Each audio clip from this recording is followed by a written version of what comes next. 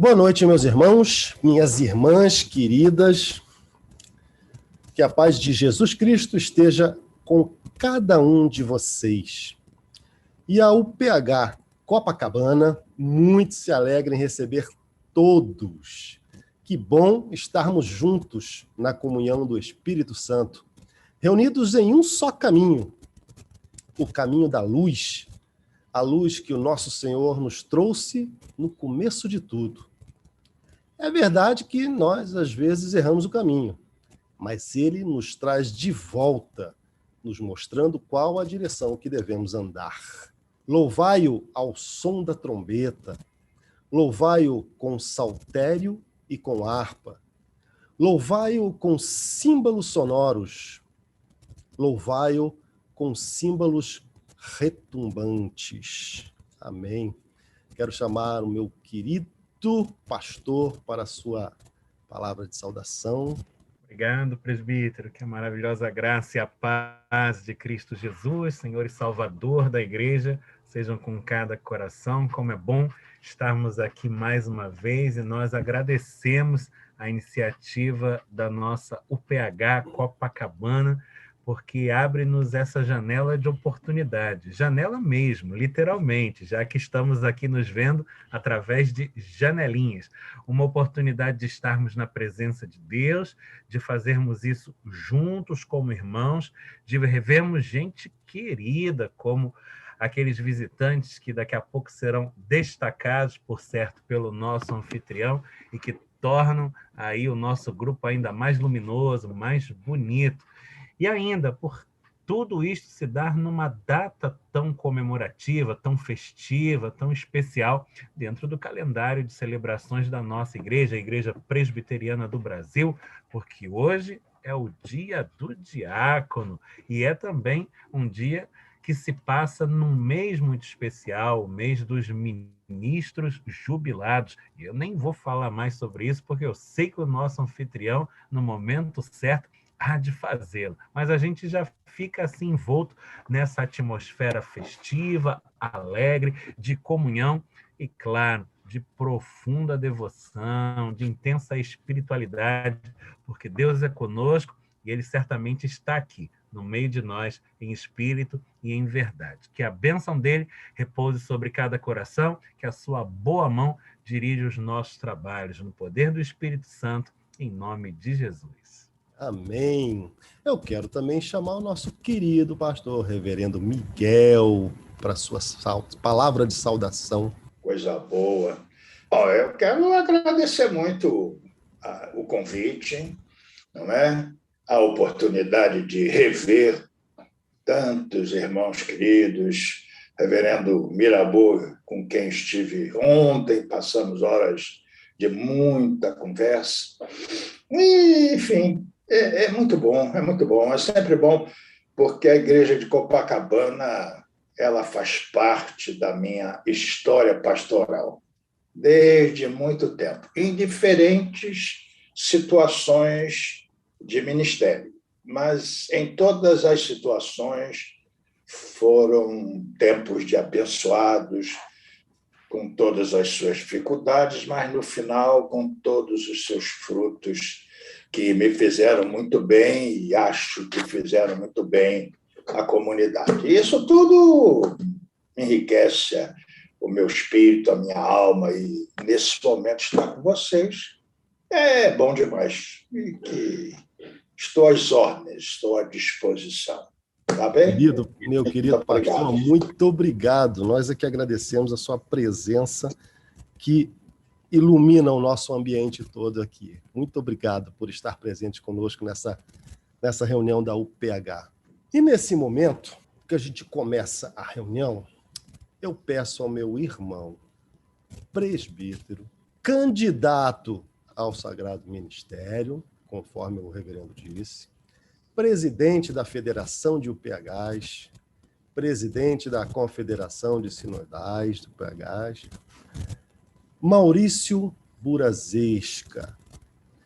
Meu querido, boa noite, e eu queria que você também fizesse a oração inicial, pedindo a bênção de Deus e a direção do Espírito Santo para os nossos trabalhos. Boa noite. Boa noite, meus irmãos, minhas irmãs. Vamos orar ao Senhor. Senhor nosso Deus, em nome de Cristo Jesus, é que nós queremos agradecer ao Senhor pela oportunidade da vida, Senhor. O Senhor tem nos sustentado a nossa existência, os nossos lares, a nossa esperança e a nossa fé. Tudo provém do Senhor. E o Senhor nos dá a oportunidade, Senhor, nesse tempo diferente, mas é o tempo que o Senhor nos deu de sermos fiéis ao Senhor. Temos essa tecnologia digital hoje à nossa disposição. E junto, através dela, Senhor, nós nos encontramos num só coração e numa só mente, querendo engrandecer e glorificar o Teu santíssimo nome, Senhor. Senhor, eu peço que nessa noite o Senhor abençoe, Senhor, essa reunião, com a presença do Teu Espírito Santo dirigindo, Senhor, cada momento dessa reunião, e que o Teu nome seja exaltado e glorificado acima de tudo. Abençoe, Senhor, cada palavra que será dirigida aqui essa noite, e que os corações, Senhor, possam estar preparados para aquilo que o Senhor já preparou para cada um de nós. Senhor, abençoe cada momento, seja conosco, esteja conosco, Senhor, em nome de Jesus que oramos e agradecemos. Amém, Senhor. Amém. Amém, amém, meu querido. E vamos aproveitar agora e vamos ouvir o nosso coro, a Ideia Moraes, com um louvor, com um hino, Louvai seu santo nome.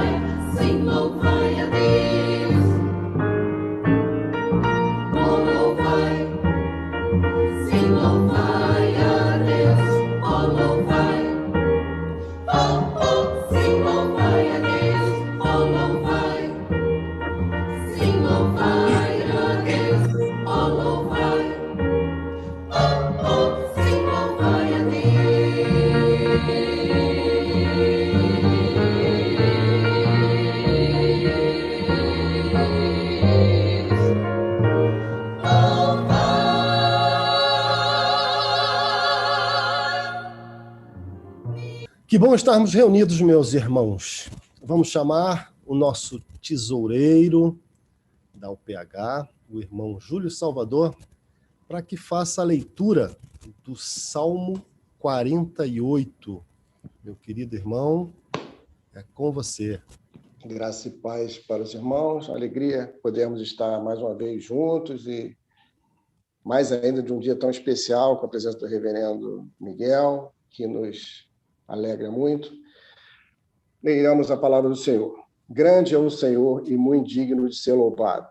Na cidade do nosso Deus, seu santo monte, belo e sobranceiro, é a alegria de toda a terra. O monte de Sião, para os lados do norte, a cidade do grande rei.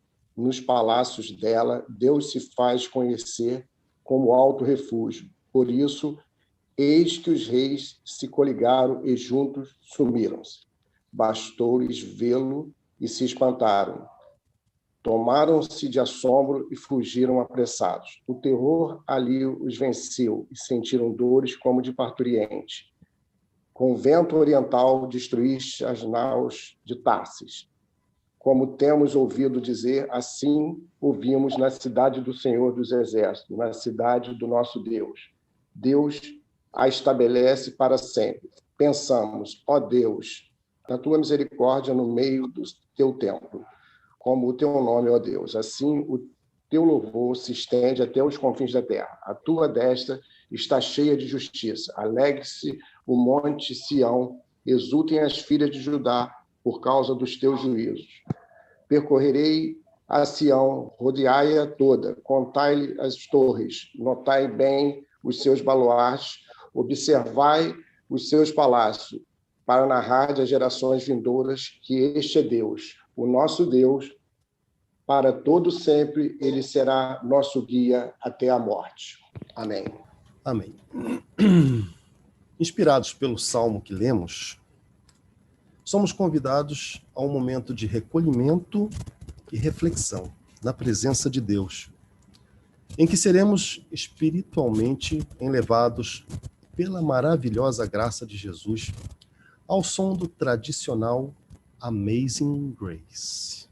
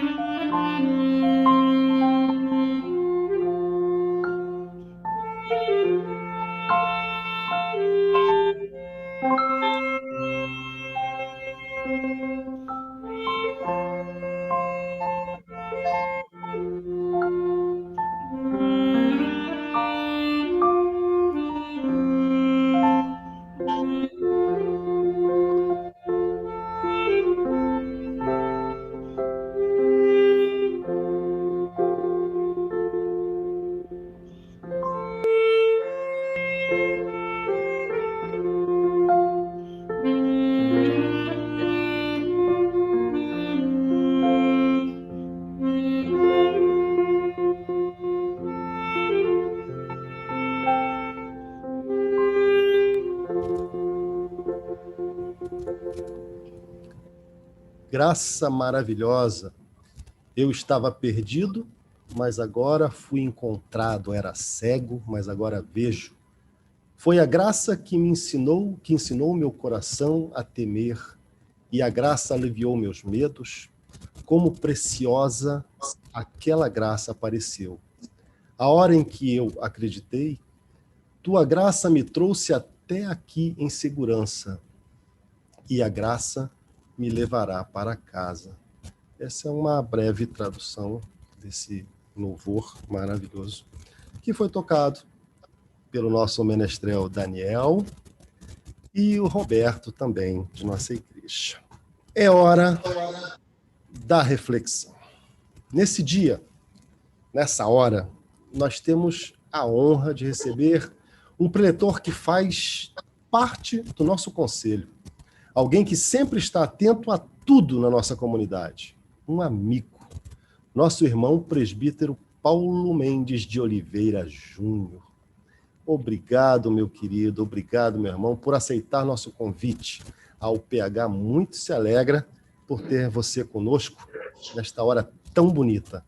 E a palavra é sua, meu querido. Obrigado, Celso, pelas palavras. Nossa, palavras bonitas. Inspirado hoje, não só a roupa, mas também as palavras. Queria convidar todos a abrir suas Bíblias, Lucas, capítulo 10, do versículo do 1 ao versículo 20. Evangelho de Lucas, capítulo 10, versículo de 1 a 20. Eu vou fazer a leitura, os irmãos acompanham. Diz assim, Lucas 10, versículo 1 ao versículo 20. Depois disto, o Senhor designou outros 70 e os enviou de 2 em 2, para que o precedessem cada cidade e lugar aonde ele estava para ir. E lhes fez a seguinte advertência: a seara é grande, mas os trabalhadores são poucos. Rogai, pois, ao Senhor da seara que mande trabalhadores para a sua seara. Ide, eis que eu vos envio como cordeiros para o meio de lobos. Não leveis bolsa, nem alforje, nem sandálias, e a ninguém saudeis pelo caminho. Ao entrardes numa casa, dizei antes de tudo, paz seja nesta casa. E se houver ali um filho da paz, repousará sobre ele a vossa paz. Se não houver, ela voltará para vós. Permanecei na casa comendo e bebendo do que eles tiverem, porque digno é o trabalhador do seu salário. Não andeis a mudar de casa em casa. Quando entrardes numa cidade e ali vos receberem, comei do que vos for oferecido. Curai os enfermos, que nela houver, e anunciai-lhes: a vós outros está próximo o reino de Deus. Quando, porém, entrardes numa cidade e não vos receberem, saí pelas ruas e clamai: até o pó da vossa cidade, que se nos pegou aos pés, sacudimos contra vós outros. Não obstante, sabei que está próximo o reino de Deus. Digo-vos que naquele dia haverá menos rigor para Sodoma do que para aquela cidade. Ai de ti, Corazim, ai de ti, Betsaida, porque se em Tiro e Sidom se tivessem operado os milagres que em vós se fizeram, há muito que elas se teriam arrependido, assentadas em pano de saco e cinza. Contudo, no juízo, haverá menos rigor para Tiro e Sidom do que para vós outros. Tu, Cafarnaum, elevar-te-ás porventura até o céu? Descerás até o inferno. Quem vos der ouvidos, ouve-me a mim, e quem vos rejeitar, a mim me rejeita. Quem, porém, me rejeitar, rejeita aquele que me enviou. Então regressaram os 70 possuídos de alegria, dizendo: Senhor, os próprios demônios se nos submetem pelo teu nome. Mas ele lhes disse: eu via Satanás caindo do céu como um relâmpago. Eis aí vos dei autoridade para pisar de serpentes, escorpiões e sobre todo o poder do inimigo, e nada, absolutamente, vos causará dano. Não obstante, alegrai-vos não porque os espíritos se vos submetem, e sim porque o vosso nome está rolado nos céus. Palavra do Senhor. A reflexão hoje é um dia especial, num mês especial, né? Estamos aí comemorando o dia do diácono e o mês do pastor jubilado. E isso se traduz numa reflexão muito, eu diria, clara sobre discípulo. O que é um diácono? O que é um ministro? Do que um discípulo, né? E eu queria refletir com os irmãos sobre 3 pontos. O primeiro ponto é sobre a missão do discípulo. O segundo, sobre a mensagem do discípulo. E o terceiro, sobre a motivação do discípulo, né? E isso vai nos ajudar a entender um pouco mais o que Jesus Cristo entende como o discipulado. Afinal de contas, né, o pastor, o diácono e cada um de nós somos discípulos. E ele começa a nossa reflexão no primeiro ponto sobre a missão, fala sobre o versículo 1, né? Depois disto, o Senhor designou outros 70 e os enviou. Enviou. De 2 em 2. Discípulos são aquelas pessoas que estão sendo enviados. E enviar aqui significa o conceito de missão. Eles não foram enviados simplesmente, vai naquela cidade ali, pega alguma coisa e volta, senão está sem fazer nada, pega ali, vai naquela cidade. Não. Eles tinham uma missão. A missão deles é muito clara, a gente vai falar sobre a mensagem. Então, discípulos são aqueles que eles são chamados a irem. Só que é interessante que Jesus Cristo não faz isso de chamar o discípulo e mandá-lo sem antes prepará-lo. Né? Se a gente pegar no capítulo 9, você tem o primeiro envio. Né? E aí no capítulo 10, ele amplia para outros 70 para serem enviados. Os discípulos são aqueles que são chamados primeiro para estarem junto, para depois irem. Não é o contrário. Vai e depois volta. Discípulos são aqueles que são chamados, acolhidos, que entram na intimidade, e a partir dessa intimidade, eles passam a ter um chamado de missão. Como exemplo, pegar o exemplo de Abraão. Abraão não foi enviado antes de ter um contato direto com Deus. Deus disse, Abraão, tira a sandália dos teus pés, porque o local que tu estás é terra santa. Né? Outro exemplo, Moisés. Desculpa, Moisés. Né? Abraão foi chamado, né?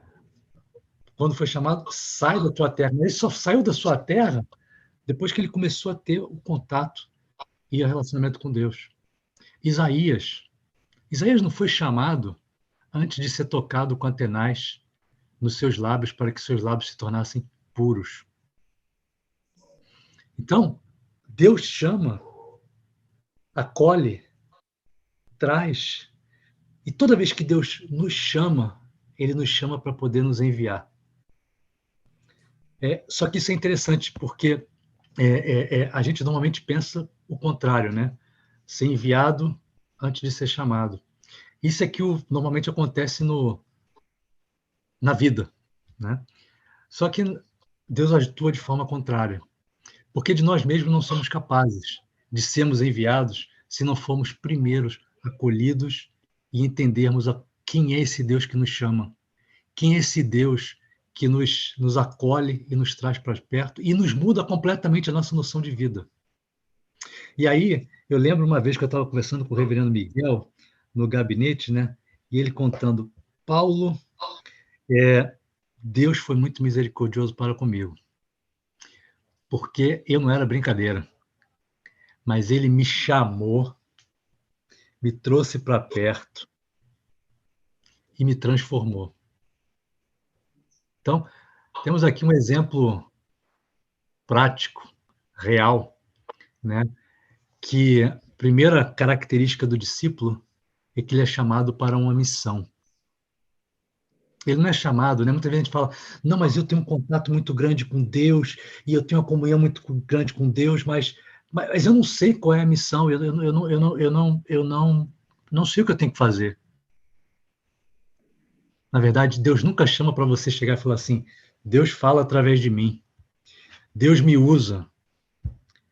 Deus chama primeiro para estar junto dele, e ao estar junto dele, sempre é para sairmos. E aí vem o segundo ponto, é a mensagem.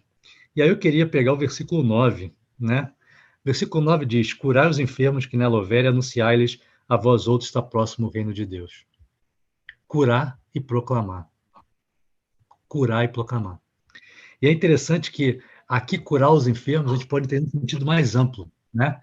Curar os enfermos do corpo, da alma, do espírito.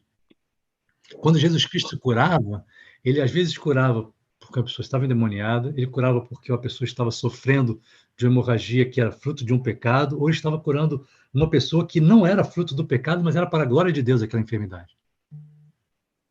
Então, nós somos chamados, a nossa mensagem é uma mensagem de cura, de libertação para todos aqueles que estão sem Deus. Porque estar sem Deus significa estar oprimido. Porque não faz sentido esse mundo sem Deus, meus irmãos. Não faz sentido nenhum. Qual é o sentido? Não, vamos trabalhar, vamos comprar, vamos comer, vamos morrer, acabou tudo. Não faz sentido. E você vê um exemplo hoje, uma pessoa do meu...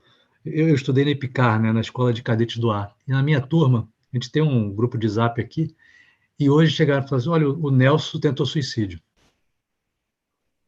Entrou no banco, tomou vários remédios, e deixou uma carta se suicidando. Conseguiram ver, conseguiram pegar ele, levaram para o hospital. A princípio, ele não corre perigo de vida, mas vai ter que ficar ainda em observação. Mas o que é o fato de você se suicidar? É o clamor mais alto da alma dizendo: esse mundo não faz sentido nenhum. Nenhum. E por não fazer sentido, eu não quero estar mais nele. Porque ele não me dá sentido, ele não me dá prazer, ele não me dá razão de continuar nele. Uma menina da Coca-Cola trabalhava, brilhante a menina, extremamente competente, casada, bem casada, com filhinha, acabou de ter filho. Eu lembro que eu almocei com ela uma vez e ela chegou e falou assim: Paulo, estou muito feliz que vou ter minha filha e está surgindo várias oportunidades, tal. Ela teve a filhinha dela e ela pegou a filhinha e se jogou do 13º, 14º andar. Morreram os dois. Ela devia ter uns 30 anos. Né? Esse mundo não faz sentido. As pessoas estão presas. E quem não está preso está na ratoeira, ou naquela rodinha de rato. Vocês conhecem a rodinha de rato? Que o rato fica correndo, quando ele não sai do lugar. Mas ele acha que ele está saindo, porque a rodinha está girando. Mas ele não sai do lugar. Né? E a mensagem é muito difícil as pessoas... A nossa mensagem é uma mensagem que confronta as pessoas. A mensagem dos discípulos é essa. A mensagem de Noé. A mensagem de Noé era o maior absurdo possível. Que o mundo ia acabar em um dilúvio. A mensagem de que os primogênitos do Egito seriam mortos é a mensagem mais absurda do mundo. A maior potência da época, Egito. Todos os primogênitos serem mortos. Eu fico pensando, eu estava pensando assim, se eu fosse um israelita e estivesse lá, o que eu estaria pensando naquela hora? Porque é um ato de fé, né? Um ato de fé. Você pegar, matar o cordeiro, passar o sangue no umbral, significa o seguinte: eu acredito que isso vai acontecer e por isso eu estou fazendo isso. Né? A mensagem é uma mensagem de transformação. E o versículo 9 diz: está próximo o reino de Deus. Né? É a mensagem do Evangelho. O que é o Evangelho? O Evangelho, né, a gente fala, Evangelho, Gospel, significa novidade. São novidades, né? News. Boas novas. Né? Só que tem um conceito mais profundo aqui, que é o conceito de uma boa nova que muda radicalmente a condição do que está acontecendo. O Evangelho não é só uma novidade. Como algum tempo atrás aconteceu uma novidade de que conseguiram a vacina para a Covid. Né? Não é só uma novidade, é uma novidade que muda radicalmente a história. Né? E isso faz com que as pessoas se alegrem, que você tenha regozijo, que você veja a perspectiva da vida de uma outra maneira. Não é como a gente costumava ver. Né? Teve uma batalha em setembro de 490 a.C., foi a Batalha de Maratona. Foi uma batalha entre os gregos e os persas. E nessa batalha de maratona, e daí surgiu a prova de maratona, porque era a corrida de 42 quilômetros, que um dos guerreiros tinha que fazer para voltar para a cidade, porque ninguém acreditava que os atenienses iam vencer os persas, que os persas eram muito maior número do que os atenienses, né? E esse corredor, esse maratonista, eu gosto de correr, esse corredor, ele chegou lá em Atenas e falou assim: alegrai-vos, atenienses, nós vencemos. E caiu morto. Alegrai-vos. Esta é a novidade. Esta é a boa nova. Esta é a mudança que muda radicalmente o que a gente estava acostumado. Vocês estavam esperando que a gente ia morrer, todos iam morrer, porque os persas iam nos atingir aqui. Isso não vai acontecer mais.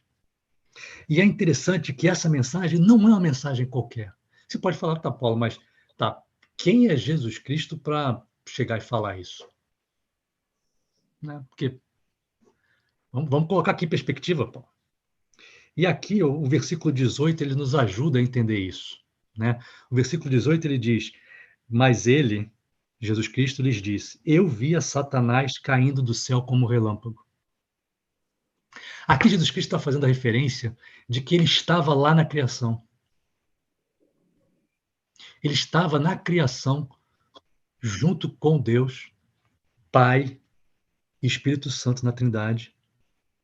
E ao acontecer a queda dos anjos, né, a rebelião dos anjos, a queda de Satanás, ele diz: eu vi, eu sou testemunha da história, eu faço a história. Eu não estou olhando sobre essa perspectiva, que eu estou trazendo essas boas novas que eu estou trazendo para vocês, que eu quero que vocês compartilhem com todos. Não é uma história qualquer, não é uma mudança qualquer, é um gospel, é uma novidade, é uma boa nova que muda radicalmente a história humana, porque eu sou quem faz a história humana. E eu estou dizendo para vocês, vai haver uma mudança radical da morte para a vida. E aqui, acho que é o exemplo do reverendo Miguel, que eu queria dar aqui, é o exemplo das pregações, né? Domingo após domingo, domingo após domingo, as reuniões de sexta-feira, né? da mocidade que existiam, né? Ali o tempo todo trazendo a mensagem, a reflexão de que o evangelho era justamente isso, era a mudança que Deus fazia na história para transformar a história da maneira como ele sempre sonhou que essa história acontecesse, que nós fôssemos considerados filhos perfeitos de Deus. E só poderíamos fazer isso através de Jesus Cristo. Então temos uma missão, temos uma mensagem, só que temos também o quê? Uma motivação. Né? O discípulo tem uma motivação. E aqui eu queria pegar os últimos 4 versículos, né? E principalmente o versículo 17, que diz assim: então regressaram os 70 possuídos de alegria, dizendo: Senhor, os próprios demônios se nos submetem pelo teu nome. Olha que interessante. Olha que interessante. Os discípulos aqui, eles não estão maravilhados por mais nada, a não ser dizendo o seguinte: os próprios demônios são obrigados a nos submeterem. O que eles estão dizendo aqui é o seguinte: a motivação que me deixou alegre nessa história toda foi o seguinte: eu agora sou alguém. Eu agora tenho poder. Imagina, esses homens são homens que não tinham poder nenhum. Eles não eram líderes na sua história, na sua região, no seu contexto. Eles eram mais um no meio da multidão. E aí eles saem para pregar e eles começam a curar os enfermos. Eles começam a expelir os demônios. Eles começam a fazer uma coisa. E eles começam a ter uma primazia, eles começam a ter um posicionamento que não existia. E eles estavam felizes porque os demônios se submeteram a eles. Eles não estavam felizes falando assim: Senhor, você não sabe o que aconteceu, a gente curou um monte de pessoas que estavam doentes. Senhor, a gente libertou um monte de gente que estava presa nos seus problemas. Senhor, a gente não resgatou famílias que estavam destruídas. Senhor, a gente reconstituiu pessoas. Eles aqui, eles estavam como a gente é. No nosso maior profundo, o mais perfeita definição do que é ser humano antes do Evangelho. É achar que a grande motivação é sermos reconhecidos, e sermos reconhecidos significa termos capacidade de trabalharmos o nosso orgulho. Porque eles estão aqui, estão muito orgulhosos. Orgulhosos porque eles passaram a ser alguém. Só que o problema é que o orgulho é justamente o problema raiz lá da criação, onde os anjos se rebelam, de Satanás achar que ele deveria ser mais. E Jesus fala o seguinte: olha, você não fique alegre por causa disso, não. Porque isso eu sei que vai acontecer. Eu dei autoridade para vocês. A alegria de vocês tem que ter porque os seus nomes, o vosso nome está, não é vai estar talvez esteja, se vocês fizerem tudo certinho, as suas obras forem boas e não fizerem nada de errado, os seus nomes vão estar lá. Ele falou assim, os seus nomes estão arrolados no reino dos céus. E é interessante que nessa época, ter um nome era o que fazia diferença máxima, né? Você tinha nas cidades, você tinha as pessoas que moravam na cidade. Naquele livro, naquela lista, só os cidadãos estavam ali.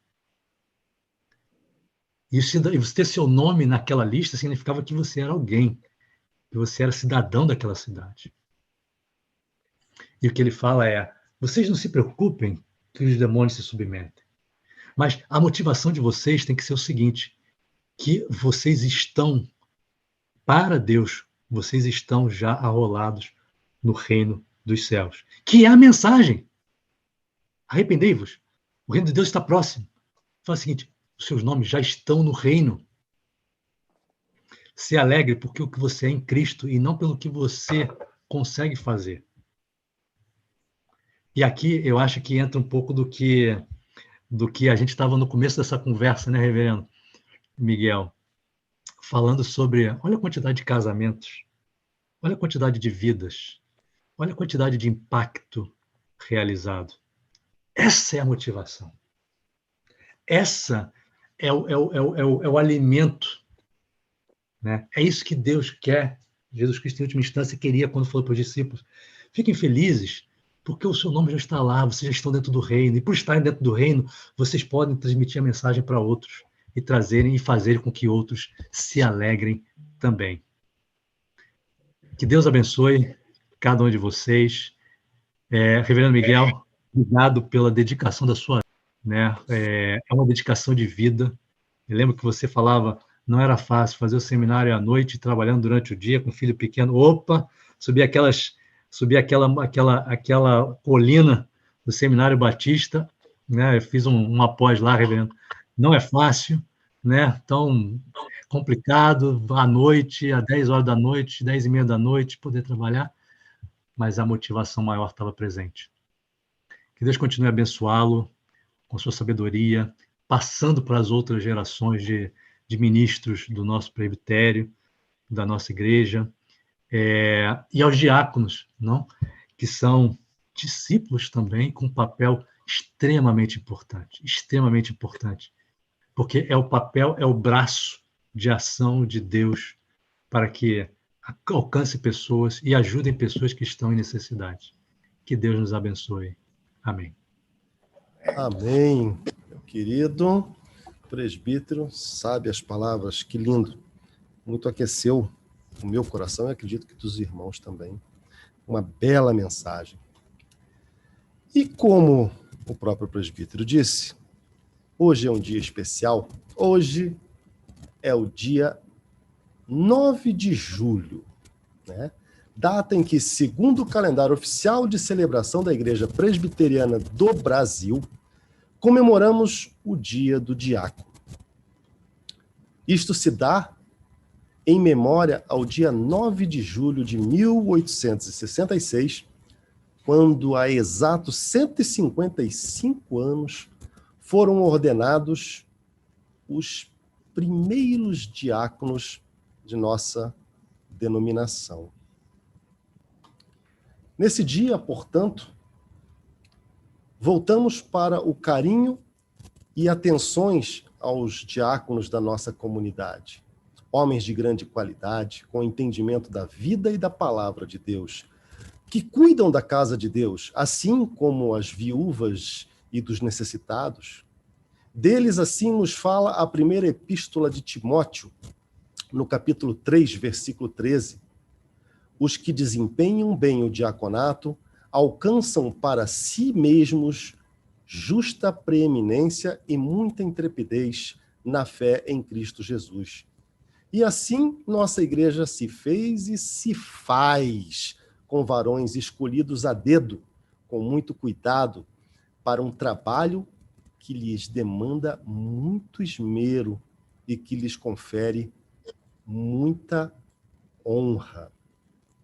Eu quero aproveitar e pedir para o meu irmão Daniel, Daniel Schmidt, que nos conduzem em oração, agradecendo ao Senhor pelas vidas dos nossos diáconos e rogando sobre os mesmos renovadas bênçãos dos céus.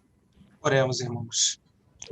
Senhor nosso Deus, somos gratos por essa reunião de hoje, onde podemos estar homenageando os diáconos e os ministros jubilados, especificamente agora, Senhor, pelos diáconos. Muito obrigado por ter levantado homens de tanta fé e que estão fazendo tanto pela nossa igreja e pelo teu reino, Senhor, principalmente pelo teu reino. Que o Senhor continue a dar forças para eles, para que eles saibam o que fazer, segundo a tua orientação, Senhor, e nada mais que isso. Rogo-lhe bênção, Senhor, muita bênção sobre eles. Em nome de Jesus. Amém. Amém, meu amigo. Muito bem. Muito bom. Mas, meus queridos irmãos, não só de diáconos vive uma igreja. Então, o Senhor preparou e fez sua semelhança os pastores, para cuidar das ovelhas, para direcionar os seus caminhos, para amá-las.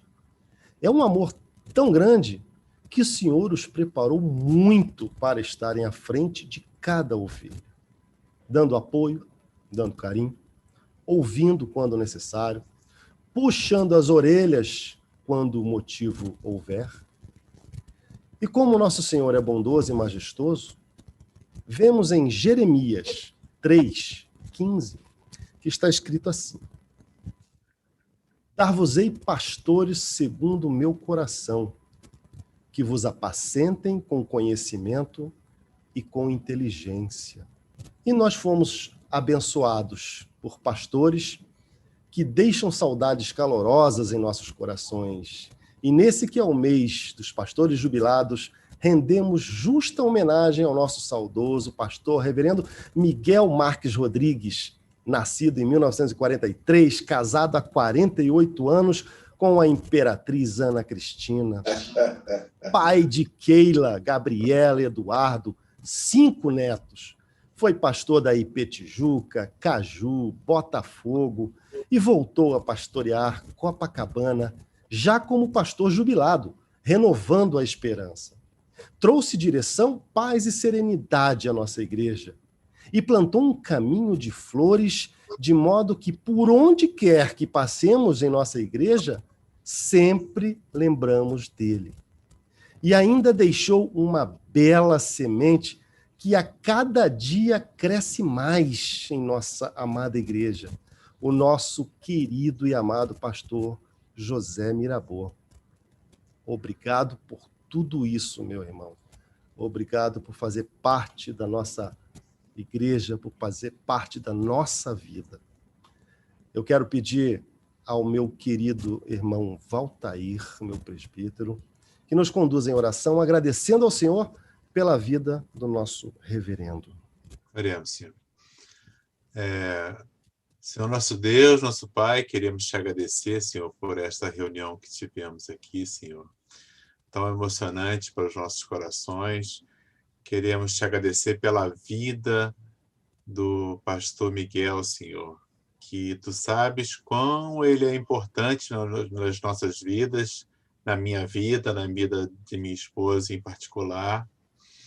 Queremos te agradecer pelo profícuo ministério dele, Senhor, que ainda é muito importante, ainda dá muitos frutos, Senhor. Queremos te pedir que tu estejas com a vida dele, com a saúde dele e da família dele, Senhor. Que tu estejas abençoando como tens feito esse tempo todo.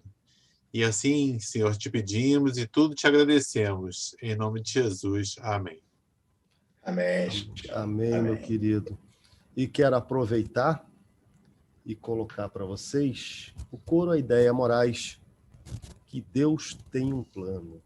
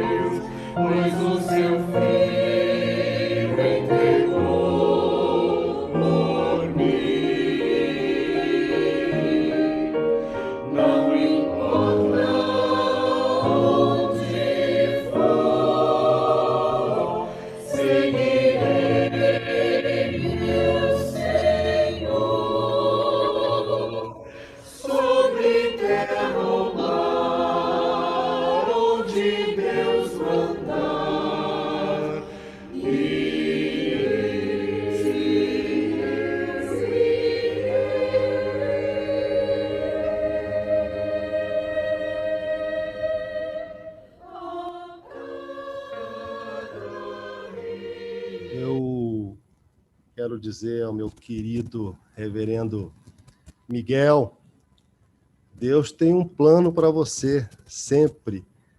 Achou que ia se aposentar, ficar descansando em casa?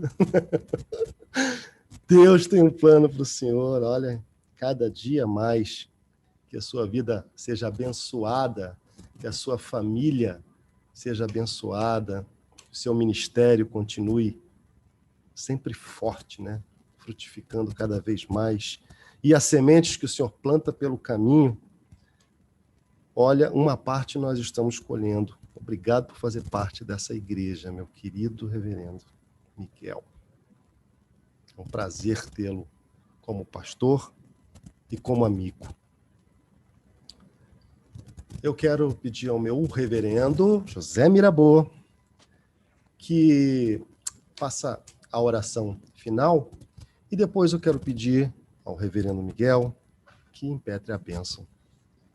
Bem, falemos então com Deus, fechemos os nossos olhos, corações ao alto.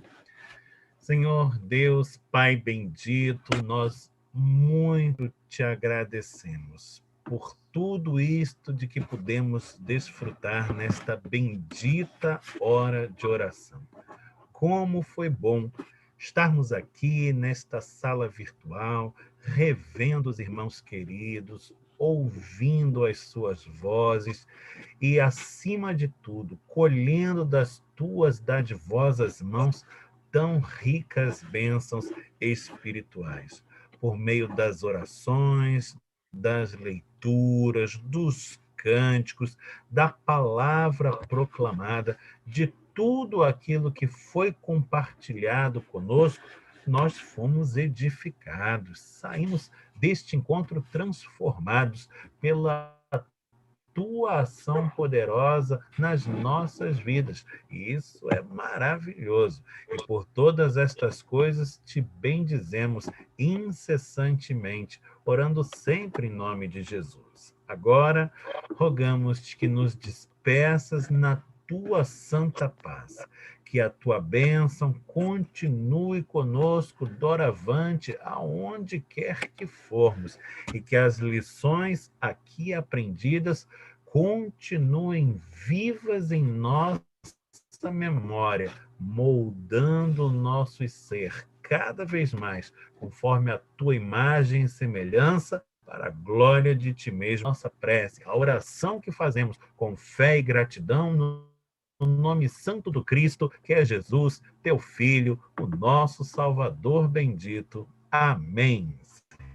Amém. E que a graça do Senhor Jesus, o amor imenso de Deus, o nosso Pai, a comunhão e as consolações do Santo Espírito sejam com todos, em todos permaneçam, não somente agora, não apenas aqui, mas em todo lugar e para sempre.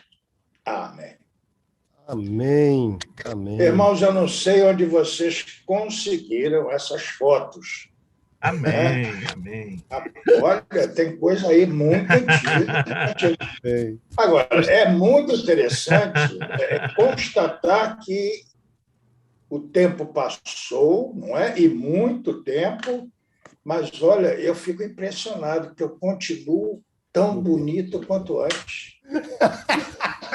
Não acham? Não acham? Sem dúvida. Impressionado. Tirou daqui da ponta da língua. Não mudo, é sempre essa beleza imensa. Não é, André? Eles ficam constrangidos, essa coisa de homem. É lindo. Eles acham, mas você como é. O senhor está mais bonito hoje. Ó, prontinho. O que você acha, Júlio Salvador? Estonteante. Muito bom. Muito obrigado. É igual o vinho, só melhora com o tempo. É isso mesmo. Meus queridos. Muito obrigado por tanto carinho, por tanta homenagem, viu? E é bom registrar isso e deixar bem anotado na alma. E é assim que vai ficar. Beijo grande para todos. Obrigado. Até a próxima. Obrigado. Depois eu passo para o presbítero Valtair os dados da minha conta, tá bem? Pode deixar. Muito bem, meus queridos, Fazer vamos o Pix. finalizar.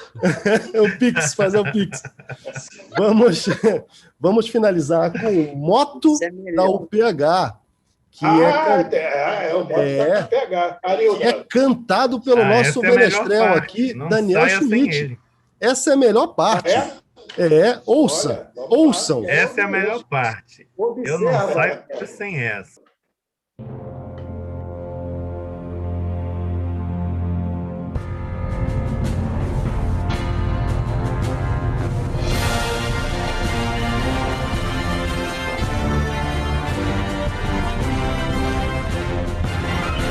Confiança em Jesus, entusiasmo na ação e união fraternal.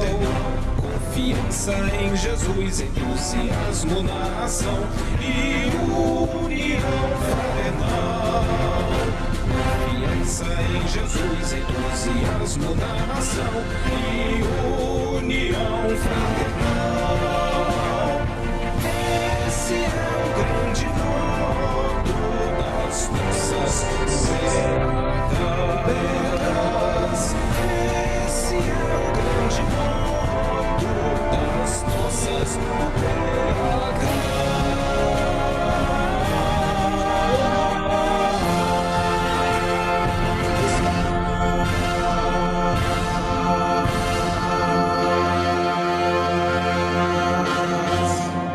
Amém! Esse é o grande moto, a nossa UPH. Muito Maravilhoso. bom. Meus irmãos, minhas irmãs, que alegria tê-los conosco. Obrigado por todos estarem aqui. Obrigado ao reverendo Miguel. Obrigado ao nosso reverendo José Mirapô, que é a semente deixada pelo nosso reverendo Miguel. Obrigado, Júlio. Obrigado, Daniel. Obrigado, presbítero, pela linda mensagem que trouxe para nós. Obrigado, Wilson. Obrigado, Arilda, Marcos, Gladys. Boa noite a todos. Altair. Boa noite. Que Deus os abençoe. E vamos marcar uma próxima reunião. Todos Beijo nós. no coração de Se cada Deus quiser. Beijo, Fiquem querido. com Deus. Fiquem com Deus. Beijo. Amém. Tchau, Valeu, tchau. bom. Boa noite, irmão. Fica com Deus. Deus abençoe a todos. Amém.